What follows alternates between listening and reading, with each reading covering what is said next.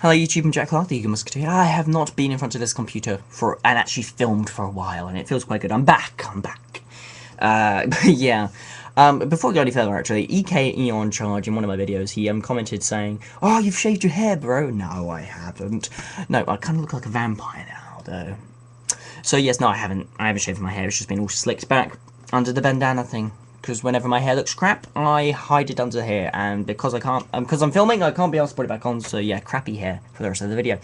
The point of this video, as you can probably tell by the title, and if you have not seen my previous video regarding it, I will fill you in now.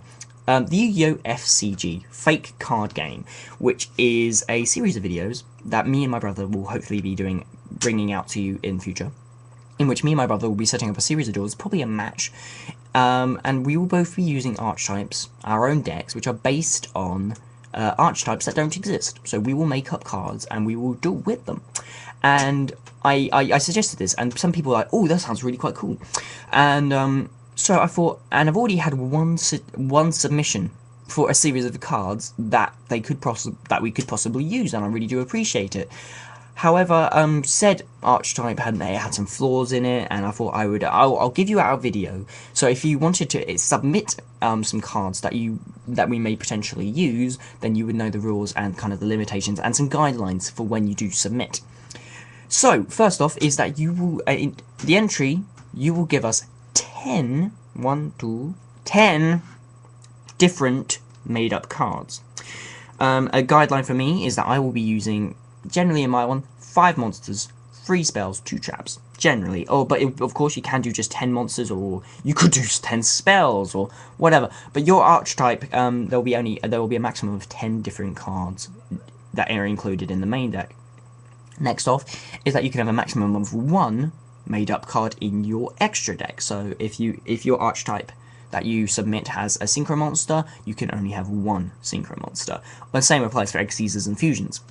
So that means in total you will have 11 cards that you will be having to submit. Although of course you can submit under that. So if you have an archetype and you only have 7 cards, or 5, or even 3, we will still of course accept those submissions. But it just means that the duel may not be as interesting because there won't be as many made-up cards. So keep that in mind. Because we may not choose them based on, if you just give us one random made-up card, we probably won't use it at all. When we are constructing the deck list, you will not need to construct a deck list at all. You just submit the cards. Me and my brother will be constructing deck lists to the best of our abilities using the cards that you give us. You can give us a deck list if you want to give us an idea of how you intend for the deck to be run. But of course we will be making our own decks. But when we are constructing the deck, by default, all of the cards that you submit will be unlimited. In this format, there will be unlimited, no restrictions to them. So with that in mind, the cards you submit can't be too good or too broken, or so much so that they're requiring a semi-limit or a limit.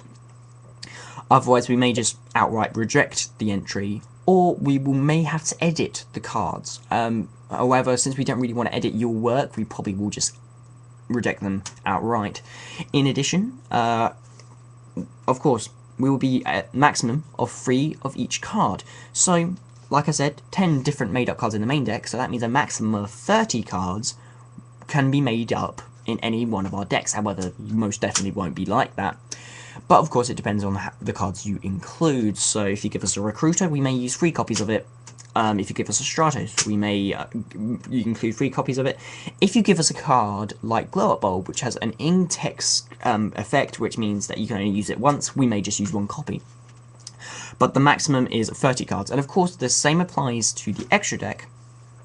So it can't be too good, but so we will be using a maximum of 3, because that's the maximum amount of a different card that we can have. So, next rule is that also when we're constructing the deck list, it will be the current advanced format. So just so you know, when you're doing an entry, you can include card artworks. If you do include a card artwork, we will recognize that you may have put in a lot of time into the artwork, so you'll be more likely to be chosen. However, do not steal art. I do not appreciate stolen art. As an artist myself, any art that I recognize the cards will just be rejected. So, but of course you don't need to include card artwork. Me and my brother may illustrate it ourselves, We will illustrate all the cards ourselves if you don't give us a card image. But if you want to give us card descriptions as well for what the actual monster or spell or trap card looks like, that's always good, and it will always help us with the creative process, I guess. Now, the last thing I want to mention is actually creating your cards, and this is a very, very important guideline, is that when you are creating your cards, of course you'll be creating an archetype, and the reason why we love archetypes in Yu-Gi-Oh is because it's a theme that has an aesthetic. It has a narrative, and that reflects how they play. So, for example, Gravekeepers, they focus on the graveyard. So their name and what they are all about, in a narrative sense, reflects how they play in the game. So, Gravekeepers, they protect the grave, and because of that, the graveyard is completely off limits. So the same applies for these ones. So when creating your cards, think of a story behind your cards, and then think of a niche or a mechanic that reflects the story.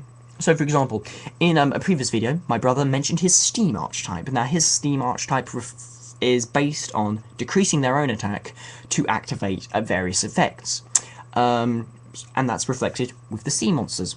The Steam monsters, they let off steam to activate their effects. So, releasing steam equals reducing attack. So think along those lines. So like, for example, I'll be doing my hydroelectric archetype, and they will be based on increasing their attack points. So the exact opposite of steam, because they generate electricity, they generate power, they generate attack points. So kind of keep all the ideas for your cards and kind of keep it all tightly knit. Your entries will be more likely to be chosen. Of course, any entries, don't comment your entries on the video, send them to me via private message here, or as a video response to this video. I greatly appreciate those, and I will most definitely look through them and such. But yeah, that's pretty much it. I'm Jack Clark, the YGOMusketeer. If you still like the idea, or if you have any questions, any rules, send them to me via the comments down below, or as a private message, or a video response. All the rules that I told you in this video will also be written in the underbar down below, so any updates to rules will be posted there. But of course, until then, annotation at the top left of the screen will take you to a previous video, annotation at the top right will take you to a future video. If there's not one there, there will be one there soon. I'm Jack Clark, the YGOMusketeer. Goodbye.